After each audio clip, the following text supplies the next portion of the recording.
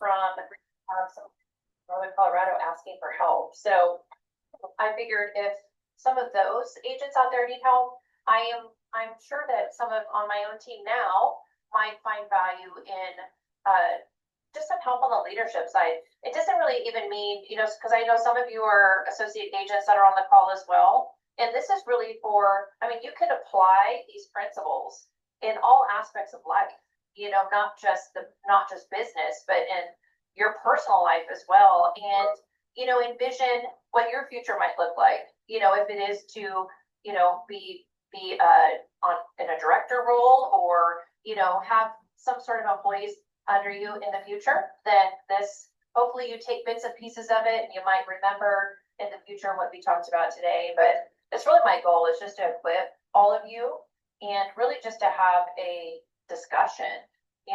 I know when I get on these, I always say, this isn't just me talking. This is, hopefully you all heard or watched. I know there's the YouTube, and then there's also Spotify and Apple Music that you can listen to these podcasts on as well. So hopefully you all had a chance to listen to part 2.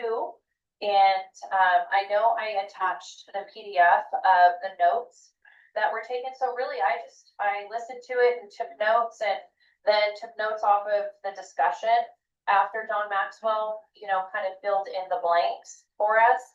And I think it's been a great discussion today. So let's go ahead and get started with that. So I'm going to bring up my notes on my end. And again, all of you unmute, please participate. I'm okay with silence to a point, but this is about just kind of discussing through and getting your viewpoints. We're all different. We all come from different backgrounds. So I think hearing different viewpoints on what these different points meant to you, I think are really important. So let's just start with, so really the premise is what you focus on expands. The more you focus on something, the more it becomes relevant, it becomes expanded in your life because you're spending so much time. And that can both be positive and negative, right? I hope for all of you that it's more on the positive side. But again, you can see how negativity can creep in and really become expanded in your life as well because you're completely focused on it. So I think John Maxwell is doing a really good job of gearing us towards the positive things. And so if we're looking at our notes, number 3 of his on this series on his notes is take action on things that are worthwhile. Determine what you're going to move, that you're going to move from a person of good intention to good action. Mark Twain says the secret of getting ahead is very simple. Get started. So I'm sure that we have conversation that can take place around this concept of getting ready to get ready to get ready to get ready. How does that work out for y'all without taking action? If you never take the first step, you're never going to get anywhere. You can think about it all day long and you can be scared and you can get in your own head. But if you don't take that first step, you're never going to get to the second. Kara, do you have any examples of like in either your business or your personal life or anything like that is like, here's an example of where I finally took action and this is what it led to? Yeah, absolutely. I think from a business sense, when the comp plan changed, obviously we were all warned that we should have, hired teams and put that focus on that. But until we actually saw what the numbers looked like, it was scary because we didn't know what our pay was going to change to and how we were going to afford it. So I know for me personally, I waited too long and I got someone and she was amazing, but unfortunately she couldn't pass her test.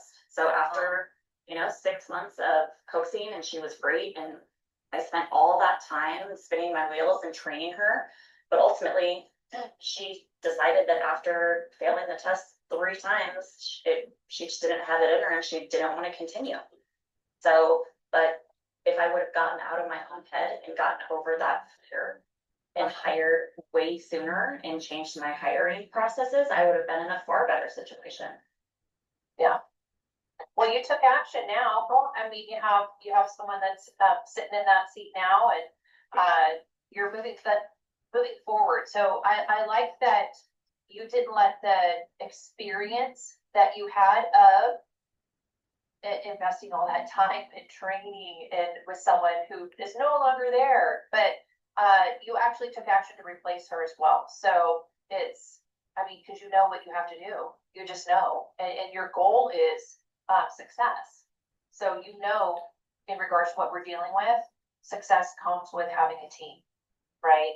And having the right people in the right seat. So continue to take action on that.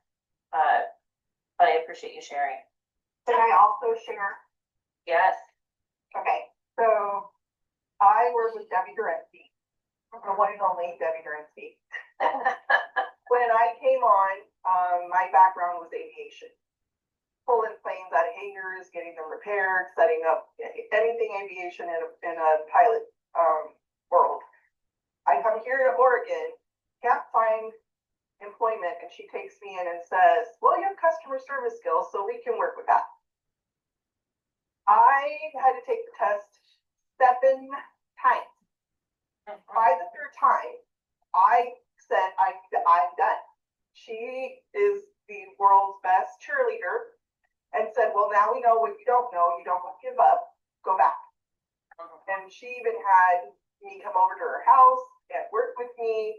And I'm telling you, I kept putting up the white flag. I don't have it in me. I can't. And she turned that all around. So it's hard to convince people. I don't know what she did to convince me, because I was done. I was ready to just go to In-N-Out with burgers or something. But I did it. I passed the test, and here I am. Good for you. And you know, it kind of goes back to that number 3. You take action on things that are worthwhile. So Angie, she felt like you were worthwhile for her time. I mean, to have you, you know, just the time investment to do flashcards or whatever it was, I can imagine that she did with you. Yeah, that's just the type of person she is. And, you know, that's why we appreciate her on our team for sure. But I appreciate you sharing that. That's great. And that you're here. Yeah. Thank you. All right. Anyone else? I like what they said about having a timeline or a deadline for yourself, because I don't know that that's something I've always put into place. I'm a big list person, but what I notice with the distractions, sometimes other things dictate your time, and you can keep moving something that's the priority down the list. And so for me, I'm going to implement really giving myself a deadline, because when you don't have a team and you're just accountable to yourself, there's nothing wrong with setting some parameters about, I've got to get this done by this time. Don't let those things fall through the cracks. That should be your priorities. That's going to help your agency grow. You know, like putting off finding the right person, like that should be my priority, right? That should not be something that's going to keep sliding down that list. I need to make the time to do it. Yeah. But it's easy to let the other things get in the way, is what I'm finding, at least for me. Well, Nancy, and I'm going to brag on Nancy, all right, a little bit. And I know she brings up timelines, but she's very, very good at when she puts her mind to something. When you focus on when the overall theme of this, what you focus on expands. Nancy is an amazing example of that. So think back, Nancy. What was it in July? It would have been where we went through the grid and I said, hey, you got to have 12 life apps in a rolling 12. Look at what you're leaving on the table, that type of conversation. And she could have said, oh, that seems like a lot. That's overwhelming. I'm not sure I can do that. And instead she said, I'm going to do that. And so it just goes back to what we're talking about. You take action on what it is that you're doing, and then she implemented the timeline. Well, the grid implements the timeline, right? The compensation schedule implemented that, and she knew by the end of August she had to have 12 life apps in a rolling 12. And by golly, at the end of August, she had 12 paid life apps. And so it scooted her way, she shot way down the grid on that. So Nancy, you're a great example of the accountability piece and holding yourself accountable to that. And now you just move from, okay, I got that. Now I know what I need to do in that space. And then you kind of look at, all right, now you need a team member. All right, put a timeline on that. Say, I want to have one by this date. And then this is where this whole thing comes in, where you focus on what it is you need to accomplish. And all of a sudden I mean, you think about it all the time, right? Because it's expanding in your mind. As far as number 3 goes on take action on things that are worthwhile, everything that you're doing in life, like if you look at your day, some of the other notes that I took here were learn a little bit, then do a little bit. So you don't have to know everything. You know, I have come across agents that I've hired or looked to hire, and they have to know every single bit of information before they make this major decision, right? So I know on the other end, it is a life-changing decision to come on and, you know, if it's a scratch agent opportunity or anything like that, that's a big commitment. I understand that. But there's also, like, bet on yourself. Like, I look at all of you and I would definitely bet on all of you to not have to know all the information before you take action. So I think that goes back to what one of the gentlemen on the podcast was saying is learn a little, then do a little. Like, don't just wait till you learn it all and then take action. Right intention, but no action gets you nowhere. Bet on yourself. I have that note here, recruiting, bet on yourself. To the person who has been given a lot, much is required. So, I mean, that was one of the things I wrote down here too. Knowing it's not good enough, you need to apply. This is why, this is my note. This is why I created these sessions, to share in leadership knowledge. It's just me. So I think that went on the concept of me ingesting all of these podcasts and information does me, maybe it just does me good, but it doesn't help all the rest of my team if I never share that or, you know, allow them an opportunity to share in, you know, everything that I'm ingesting. So anyway, that was just a little note that I put on there. But any other comments on that concept at all?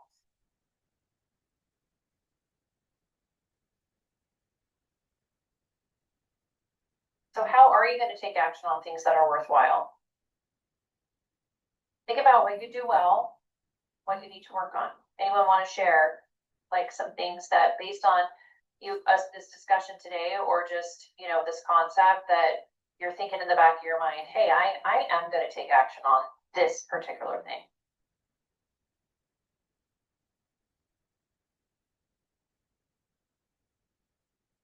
For me, it's going to be training. With all the emails coming in and the service work, the phone calls here at the front desk, I want to stop calling, underwriting, and get the trainings. I don't have to be doing that. That drives me nuts when I just don't know the answer, and then it's hard to find at your fingertips. So, but I know by taking training, it's probably going to take away a lot of the doubts, like I don't understand this, or I don't understand, I'm not sure about that. So that's what I'm going to start doing. And just find time to take the training that I need to. Yeah, and Angie, so that it helps just schedule that out on your calendar and treat it like an appointment. I tell it to all the agents. Like if you allow the reaction, you're reacting to everything, that takes precedence in your day, then you will never get anything accomplished, especially in your role, right?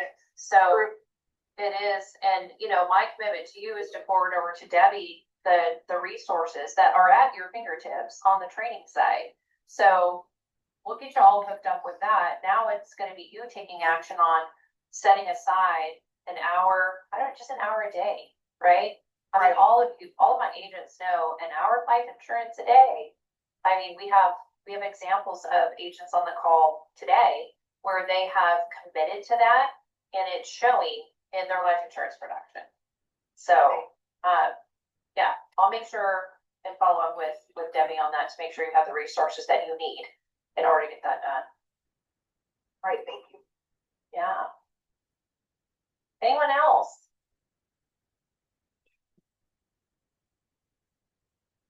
All right, so they had listed out seven, actions, right? What are you gonna take action on? And these were just examples. I'm gonna rise early. I'm gonna prioritize quickly. I'm going to remove distractions. I'm gonna set timelines and deadlines. I'm not just gonna say what I'm going to do, I'm going to do it. I would say that as a leader, that one probably drives me crazy the most. Only because you have to think about, like, I get the intention. Like, I don't diss anybody on the intention of what they're going to do, because I know in their heart, like, this is what they want to do. But the fact that they tell me they're going to do it and then they don't do it, I'm like, okay, that speaks to, well, you know, if there's an effort to do it, that's a little bit different. But if they just say, oh, I'm going to get this, you know, whatever, I'm going to do this by the end of the day, and then I see no action on it, there's a little bit of a, really? So next time you tell me that, I'm not sure you're actually going to do it, you know? Any of you kind of see that, whether in your personal life or your business as well? I'm sure with clients you see it. I used to see it with my ex-husband all the time, and two cuts. Tara. It's staying true to your word. I think it's probably it's really hard. I mean, you have to be intentional with that, with making sure if you cannot back it up with action, that you do not say it. Like, just don't, it's platitudes. It's not just, hey, let me just like put a Band-Aid on this so they won't ask me about it for a while. But I really am probably not going to do it. Like, don't do that. It speaks to your character. Totally. Actions speak louder than words. The words don't mean anything if you're not, it's like, what's the point? You're just setting yourself up to feel bad about it too. If you don't intend, what are those intentions? You've got to set them and be true to yourself that I really want to do this, not just talk about doing it. Yeah. Because you won't have that sense of accomplishment. Mm-hmm. And then I would say, Nancy, too, there's actions that go beyond just saying what you're going to do. It goes to, like, the next one is I'm going to control my agenda. I'm going to evaluate my day on action, not intention. So it's, all right, make a commitment to yourself, and then put the pieces in place to make sure that you can back up what you're committing to. Right? Don't just say you're going to do it and then, all right, we'll just see if it works out. Take some action on these things. I know that it's super easy for me because I'm an early riser to get up early. That's just what I do. So I get a lot of stuff done even before I start my day. And it does, man, it takes so much pressure off. I know not everybody's built that way, or, there just aren't. And my body clock, ever since I had kids, I'm an early riser. So I do prioritize things in my life and make sure, hey, if I can get this done before I actually go to the office or go into my home office, then I will feel so much better. And the days that I do that, I feel so much better. But that's part of that, controlling my agenda and removing distractions. I will say this morning, got up early this morning and immediately went to go on a walk, and then I got caught on my computer. And that's not a good thing. You get caught on your computer. I'm like, stop. I'm just closing. I literally closed the laptop. And I'm like, I got to go on my walk before, I start my day with you all. So I did it. I took action. So the main difference between who you are and who you want to be is what you do. And that kind of goes to what Nancy was talking about, the accountability. I know, so how many of you have accountability away from work right? Because you kind of have that support on accountability through our relationship, through that piece. But anyone else, like, do you want to share who else you have that holds you accountable to some things that you want to get accomplished? Where does that come from? Christine, I have something. What kind of that plays into you going for a walk is when you have a team that you are accountable for and you say you're going to do something and you do it, you're showing up for your team. But a lot of times we forget to do it for ourselves. And so if you're going to say you're going to do something for your business or for yourself and you don't do it, if you can't show up for yourself with that commitment, then how does your team expect you to show up? So in personal life, I'm going to work out today. Oh, but I got busy. If I can't show up for my own commitments to myself, then how can I show up for my team members when they need me? So accountability in ourselves is important as well. Very good. Thanks for sharing, Paige. Love that. Anyone else? I would say, This is not my meeting, but I would like to say something like later, but once it's done about like this subject, I just have something that I've learned in my development that I think would be good in this, but just later. Sure, Cody. We'll put a pin in that. Zach? yeah, so Les Brown says your network determines your net worth. So you're going to be the average of the 5 people you spend the most time with. So it's really important. I think a lot of us overlook that we spend a lot of time at home with our spouse and our children, and the mindset of our own family and the way that they think about things, the way that they support each other, or if there's competition within the household, those kinds of things. That's a place that we spend a lot of time. So I would say my biggest accountability partner is my wife, number one. We hold each other to a standard because she knows who she married and I know who I married, and we're always trying to make each other better. But outside of the house, your circle of friends, the people you're spending time with, if they're not willing to call you out on your BS, they're not a real friend. When you're making excuses and they can see things and you're complaining, somebody that's going to look you in the eye and just say, well, you said you were going to do this. Here's what I see from the outside. So how can we get you back on the right track? So having a solid group of people that love you enough to tell you the truth when it's not what you want to hear is going to be the key to just personal accountability, I think. Yeah. And Zach, those aren't easy to come by. It's interesting. So we have, I'll just share, we're in Washington right now, and I'm helping. So we came out to see my son for Labor Day weekend, and we have a whole 4 group of friends so we lived here for 15 years. All right, so basically raised our kids here with a five-year stint in Vegas, but then came back to the same area in Puyallup, and you just develop these relationships with people, and then you kind of country kind of took me away, and on this whirlwind of, we moved to Tennessee, and then we were in Colorado, and now we're in Oregon, so it's pulled me away per se from these core group of friends, and we kind of all spread out too. And one of them was in Tennessee, and that's, good friends of ours, and we were able to, have community with them out there.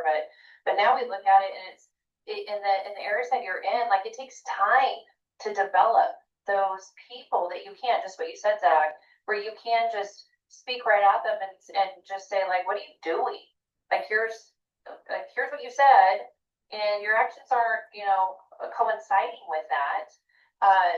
But those are hard relationships to find, and we actually have our friends in Tennessee moving back to Washington. So it's almost like, oh my gosh, now we're all in the Pacific Northwest. I'm not up here, but 5 hours away. So much better. So it just is it's such a great just time in our lives where we can reconnect and just reestablish those, and you pick those friends that that you pick it up just like that, and there's no tension, there's nothing like that. Those are those are hard relationships to develop and they're hard to find. So when you find those, you just like, okay, I don't want to lose this because there's a ton of accountability in that. You like they'll call you out, just like you said, Zach. They'll call you out and those are people you want to surround yourself with that will help you. And even though it may hurt sometimes. But those are, I hope you all have those people in your life that you can have that second layer of accountability with. Cody, you wanted to share. We would love to hear what you have to share. I want to make sure we have time to hear it. It's just really quick, like I struggled with this. You coached me before, so you know I can be like a squirrel, pretty big. And so through some of my development, through some of the classes that I paid for and obtained and done things like that, they came up with something that kind of helped me get through that, which is creating like what's called SMART goals. I'm guessing you've probably heard of something like that. It's just an acronym and it just means specific, attainable / achievable, realistic, or relevant, and timely. And measurable. So that's the M. And so it's just a way of being able to create a goal for teams, especially when I have my producers. I just came out of agency, so I relate to a lot of what you guys are saying. We think we articulate what we need to communicate and everyone understands it because they'll like nod their head and be like, yeah, for sure. But how do we know they've done it? Is by creating this goal and having people sign off on it. But literally a signature on this is the goal we're creating, this is what we're doing, and they understand every aspect of it. They're communicating, I understand what the timeline is, I understand what this is, and then they sign off on it so they can't say, oh, I didn't know that was the case. And then I use that for myself now. So like I flipped that for myself. I create SMART goals for myself and I have to sign off that I understand what my timeline is. I understand what the achievable rate is. I understand those things. They helped a lot in just creating practical goals for myself and just taking a second to actually make sure I understand what we're doing and why we're doing it, kind of the why behind it. So I have, if you need some more, stuff on that, I can send you documents, but that's just something that I like. Thanks, Cody. And for those of you who don't know Cody, Cody is our new district leader in Boise. So it used to be Cascades East, and it's not going to be named Boise. It's going to have another name. But so I've invited Cody to all sorts of things that we're doing just to give him an idea of some of the stuff that we do in our district, so he can pick and choose what works for him. And I did have the privilege of coaching Cody when he was in the Vancouver agency under Carrie Williams back in the day. And so that's where our relationship stems. But Cody's a great guy. He's gonna like those agents out there are so lucky to have you, Cody. And talking about the SMART goals, it kind of reminds me of a book that I'm reading right now by John Gordon, and Cody's reading it too because Jody told us to. So it's a great book. It's the 7 commitments of a great team. So it's not just so when you like let's interchange the word goal for commitment. All right, for any of you, does that resonate a little different? Instead of saying it's a goal where, hey, I'd like to achieve this, you say it's a commitment. Is that just a little bit more biting for you? I know it is for me. What do you guys think?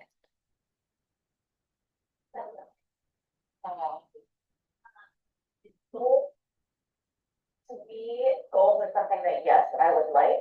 However, if I don't make the commitment is that it's beyond a goal, something that you're actually going to do. You're not going to allow yourself to opt out of it. Like this morning, I woke up to the gym. It's 5 a.m. I really wanted to hit my snooze bar, but it's a commitment that I'm going to go and leave. There you go. Yeah. Way to go, Tara. I didn't know you were doing F45. Like that's not easy. That's a good workout. Yeah, still waiting for the results, but 3 years later, fucking way. You keep at it, girl. You keep at it. I did. So when we lived in Washington, I did F45 with a friend, and they had one of those contests. And I'm telling you guys, I know you haven't spent much time with me, but if you put something that is out in front of me, like a contest like that, man, I'm all over it. So I think it was the amount of decrease of body fat. I can't remember exactly what the parameters were because it was like 2019, but man, I came in, I didn't get first place, but I got third. But at 45, man, some days I was there twice a day, and it is a killer workout, Tara. It was probably overboard. Like I was obsessed with it, so it wasn't healthy. Anyway, don't do that today. But I do walk a lot and I lift weights, but I don't do at 45. So proud of you, Tara. Good job. All right, let's kind of go back. So just commitments. If you guys, we are going to, in November, I actually put them on my calendar last night, a couple of different business planning sessions for our district where we're going to be in person if we can, or virtual, join virtually. But I'm not going to call them goal setting. I'm going to say making commitments for what you want to have accomplished for next year. So I'm really taking that book to heart. It's not about setting goals. It's just, I know we hear that a lot in business because that's kind of the lingo, but it's really making commitments to what you will accomplish next year. So we'll go through more of that. All right, let's kind of get back to the kind of the tail end of our notes here. The main difference between who you are and what you do is who you want to be is what you do. What gets measured gets done, and what gets done gets measured. So it's going back to kind of what Cody was talking about, the measurement piece of that SMART acronym. You can't just hope it happens, or you can't just, oh yeah, here was I wanted to produce this many, PIF or wanted to be on this square on the grid. You have to actually, well, why did you get there? What can you measure that had a leak in it or failed? So you have to make sure you have measurements in place and look at the data. You just have to. I know there's people that don't like to do that, but you're never going to know where you're going if you don't measure that data. Make sure things that you're doing are having a return. How many of you feel like in the past, hopefully you're not doing it now, but in the past maybe, that you just spin your wheels on certain things and they don't accomplish anything. Like they have no return or ROI when it comes to your business results. I know everyone does something every day that they feel like this is getting me nowhere. Anyone have an example?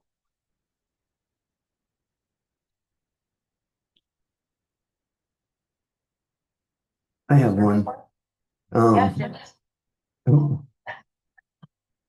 So it's like information overload as a new agent and just trying to figure things out, learning the processes and the systems, but just as opposed to trying to do it all, I just take one or two things every day and just apply that to my let's call it my insurance bank account, so to speak, in knowledge. So, and learning from other agents that's been down this road. So that's huge with everybody in here. I mean, everybody's got some great insight and direction for my correction as opposed to going in all over the. Yeah. Jimmy has a book. Jimmy's writing a book on how to start a successful agency. Yeah, I mean, he has notes all over, and he's going to put them all together. He needs to be ready when he hires somebody to know teach them exactly what they need to know because he's absorbing all of it. So, Allison, you had your hand up. Oh no, I just lost her. Nancy, did you have a comment? I would agree with you guys on service work can make you feel that way. Sometimes you get caught up on a phone call that it was something so minor that you're doing that you're like, well, I just lost 45 minutes of that hour. It's talking to someone that, those are valuable things to always touch your clients and be reaching out, but man, it's a time sucker. You could definitely lose your focus because you get, someone calls and you picked up the phone and that wasn't what you're planning to do, or you put off what you're working on.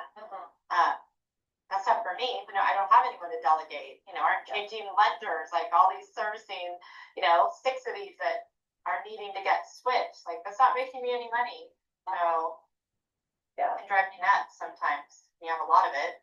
But you know what you need to do.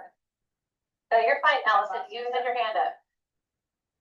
I was gonna just share something that's pretty relevant to what you guys are saying, and that is, I don't know how many of the rest of you were at this training that we did, it was probably about 15 years ago, 14 years ago, and it's in Portland, it was a periodization training. Were you there for that, Christine? Do you remember this? We did it in Vegas, when I was in Vegas, I was part of that, yes. Excellent. Okay, it was so cool. Eric Jansen and I both got to go from our agency, and what the thing that I remember most was this exercise that we did with the poker chips. Do you remember that? Yep. Yeah, that was so cool. And it was where, you know, we each had somebody on our team, and I got to be the person on our team. And they spun us around, and they had a table covered with a cloth that they pulled back, and there were all these poker chips. And so your team is cheering for you, and they're yelling at you, and you have 1 minute to pick up as many poker chips as you possibly can, right? And so we both of these teams did this, and at the end, we were both just sort of, you know, exhausted, whatever. And the lesson was, wow, you know, let's look and see what you picked up. And so, you know, there were so many white chips, right? And so the takeaway was you can really be busy all day long picking up white chips, right? But if you learn how to focus and you put your time where it needs to be, there's all these blue chips that are there for you, and learning how to delegate, hire, etc. So just for me as an agent, that's been my 18th year this month, and it was a very impactful place for me to just recognize, like, I can't spend my day picking up white chips or I won't make it. Yeah. And those are what Allison didn't describe was that the white chips were the closest to you, right? The red and the blue ones were kind of sporadic and spread out, but the white ones were all like they were staring you in the face. And so There were so many of them, yeah. yes, and he didn't tell you the value of the blue or the red or the white chips. So it was just it is whoever gets the most wins.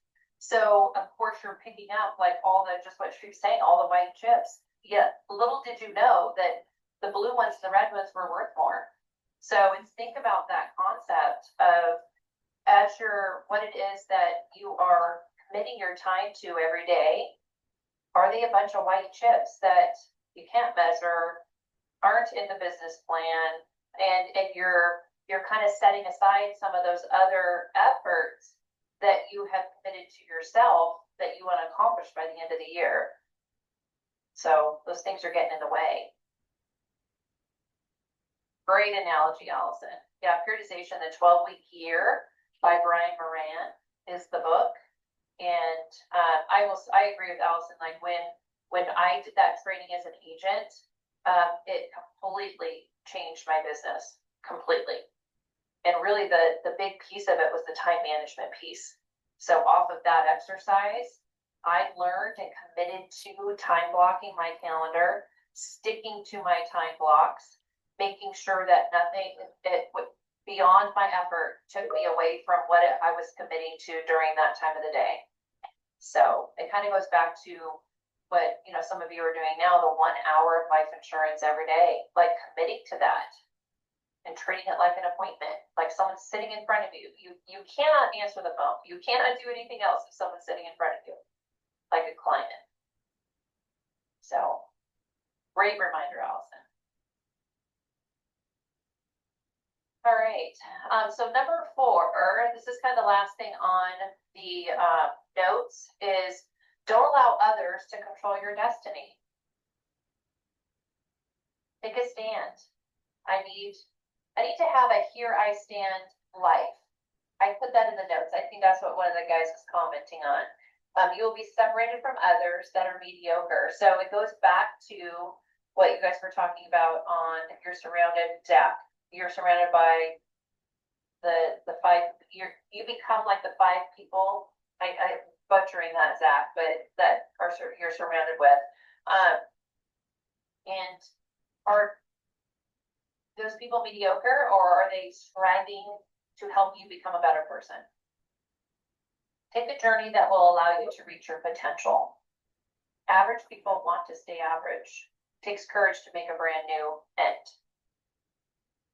What do you guys think of that? Those different comments. Those were comments that the 2 guys were talking about. in the podcast or the video. Do you guys have examples of sometimes where you have people around you that kind of pull you down a little bit? They are just mediocre. They are just average. And that's not who you want to be.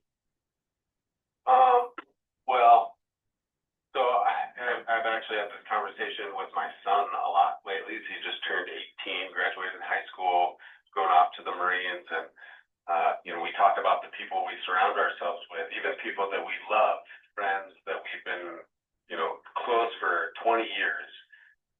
I get maybe one weekend, one day every 3 months that I can spend with certain people because I love them and I want to spend time with them.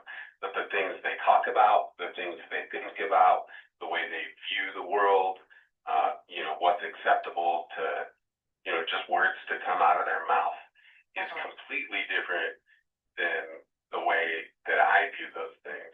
So I still love those people and I still want to spend time around them. And people that mean a great deal to me, but I just can't, because I know if I spend more than one day or one weekend every few months, pretty soon I start to sound like a sailor. I start to, talk like a mill worker like I used to be, or I start talking about people instead of about ideas. I start complaining about problems instead of brainstorming solutions.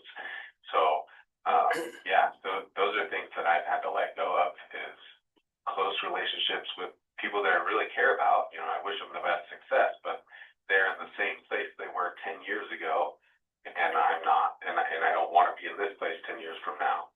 Yeah. Great. Thanks for sharing, Zach.